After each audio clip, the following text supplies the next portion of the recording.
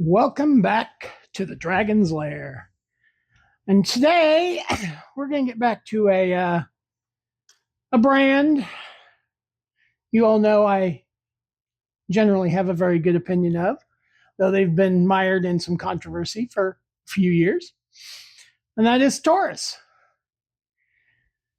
Now, you all know that originally started so many decades ago. I got my Taurus PT92, and I absolutely to this day still love that gun. It's one of my favorite guns. And eventually I got the Taurus Model 66 revolver, which I really like as well. And I got the Taurus PT 101, which is the 40 cal version of the 92. That one I have a few mixed feelings about. But it's nothing really to do with the gun itself. It just doesn't shoot how I thought it would shoot. So we're going to go on and we're going to talk about Taurus's kind of return to the limelight. You know, its returns to perhaps a bit respectability. And that is the Taurus G3. This is the carry full-size version. So, I do want to discuss, though, Taurus kind of has a reputation back in the day of being a company that clones guns, that makes copies of guns. And there is some truth to that. I mean, my Model 66 revolver is obviously a copy of a very famous brand. And some would argue the 92 is a copy of the Beretta. It's not actually true in that case because Taurus originally bought the Beretta factory and then they kept all the workers there. They had the same quality control. So Taurus basically bought an older model Beretta 92 design. And I think Beretta was going on to the more classic design we know now, so they were okay with it at the time. But that pretty much built Taurus's reputation, at least in the United States, on the PT92. And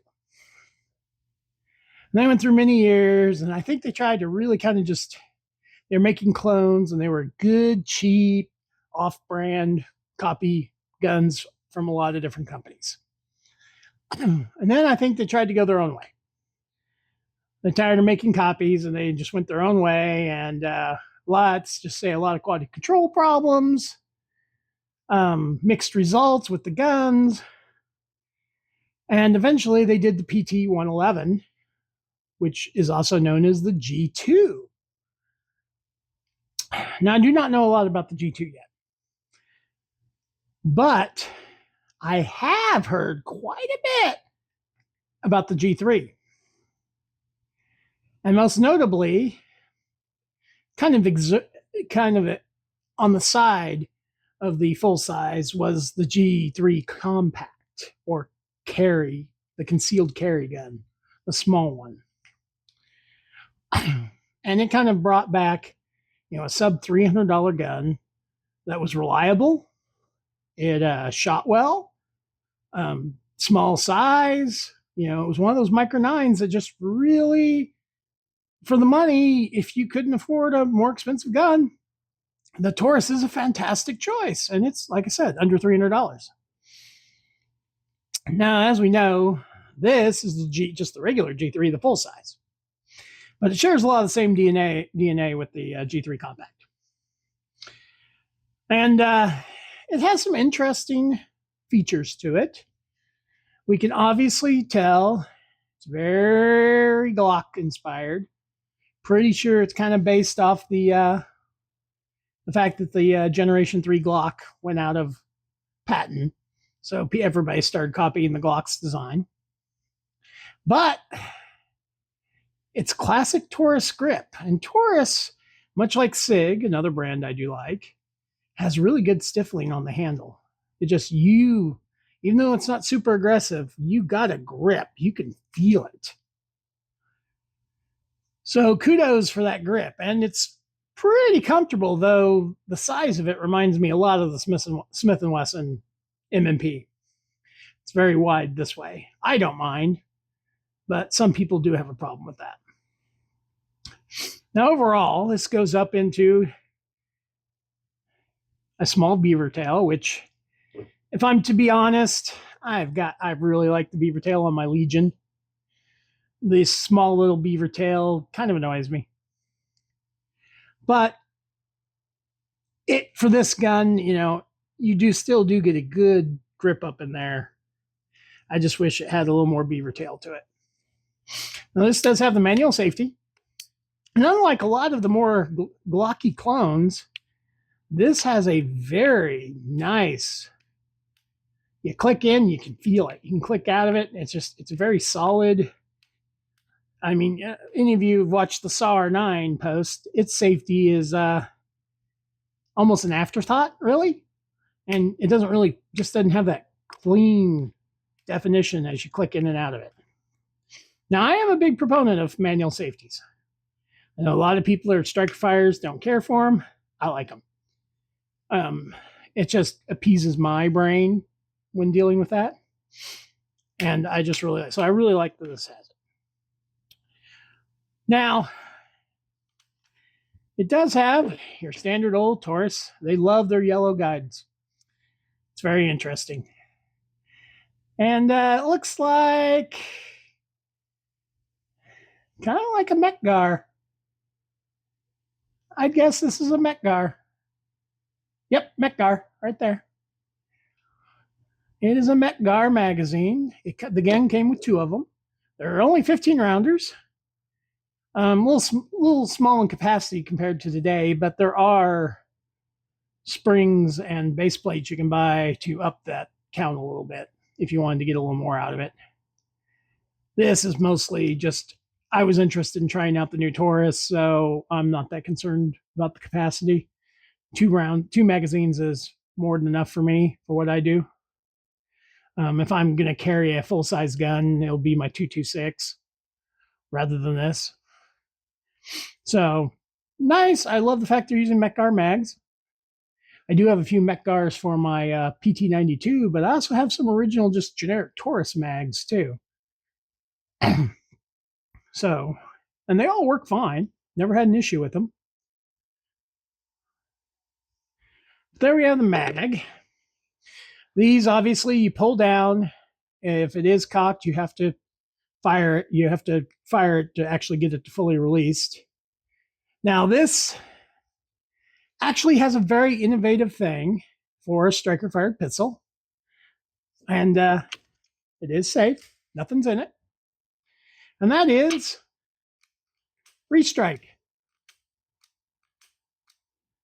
Now, of course, if you cock it, its wall's right there, and it's got a very, you go straight to the wall, you know exactly where it is, and anything past that, you're through. Very crisp trigger, very nice. If you go, which essentially all the restrike capability does is make it a single action, double action. That's all it is. The same thing as the 226 or the Beretta 92 or Taurus 92, all those others. It's a double action, single action, because it's longer when it's double action. It's shorter when it's single action. It's literally all it is. Does have a rarely decent reset on it. Like I said, just a really crisp trigger. Taurus did a great job there. Much kudos to them on that. Now, another interesting trait is this gun is smooth. I mean, that is just incredibly smooth slide. Kudos to Taurus on that, because I have plenty, like my SAR 9, which guys, I love. It worked into a very smooth slide, but when I first got it, it was a little rough. This one, straight out of the gate, smooth as hell. Very nice. Very worth the money. Now, this one was on sale. I got it for $150, which is one reason why I literally could not say no to it. It's just a Taurus gun for $150. I couldn't say no. They normally go for about $250 to $300. Again, sub $300 gun. So for the money, you can't really go wrong. And they do have an accessory rail, standard Picatinny. They do have your thumb groove there for when you're holding the gun. That's a nice little groove there to hold. So very nice. Could use a little stiffling in it, but it is what it is on that. Squared off trigger guard, very reminiscent of the PT92. I do like that. It comes across, as I said, you pop this open, you pull the trigger, this pops up. Standard barrel, spring, slide, nothing special. I mean, it's very simple to take down and put back together.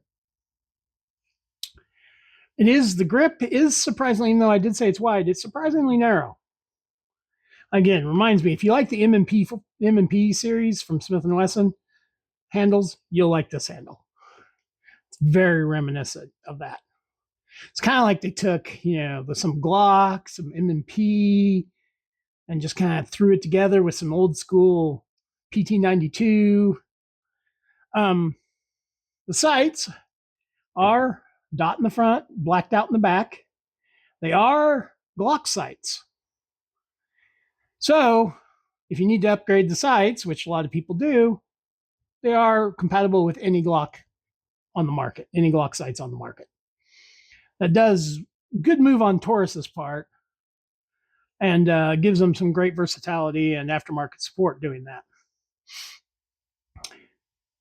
The sights aren't, they're not trinium, they're not, night sights, they're just, standard white, nothing special, blacked out. They're not even lightly blacked out, they're just a blacked out rear. That's all it is. And could kind of wish, getting this, firing my 365, kind of wish they had a high visibility front, like a green or an orange or a red or even a fiber optic in the front. But that's just, I'm getting used to the higher end stuff. So going back to the basics sometimes irritates me.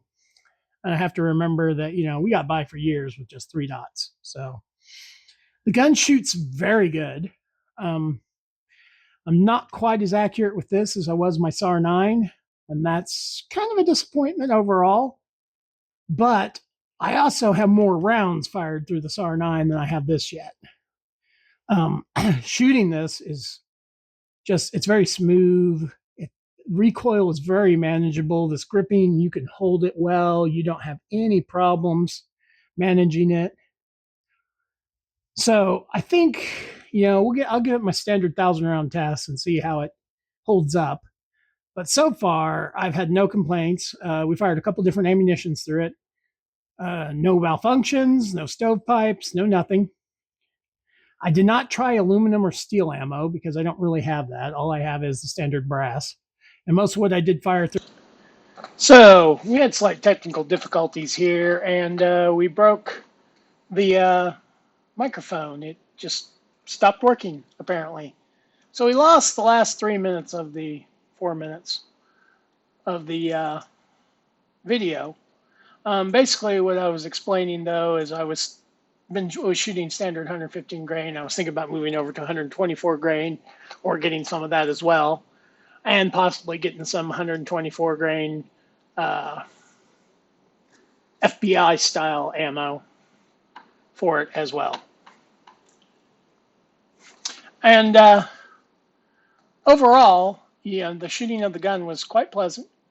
I think for a good budget option gun, you should really look into the new Taurus G3 series pistols. The restrike capability, I would have thought, would have become standard on all guns in the future. But we will, as you will see, going to be doing the next video on the G4, which is Taurus's latest offering into the world.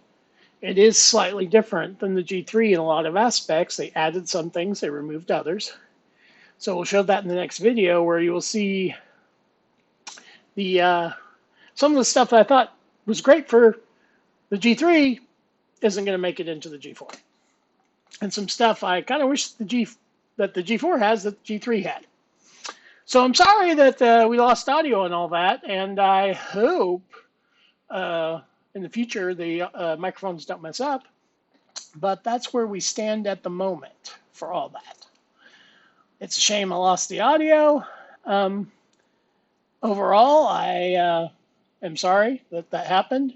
I hope you like and subscribe to the channel, and we'll try to work in the future to having less technical issues and not lose stuff like that. And please like, subscribe. Look for the Taurus G4 video next so we can get some more Taurus goodness on the channel. See more what's going on with in the budget gun world. And note that sometimes these things pop up and it just sucks.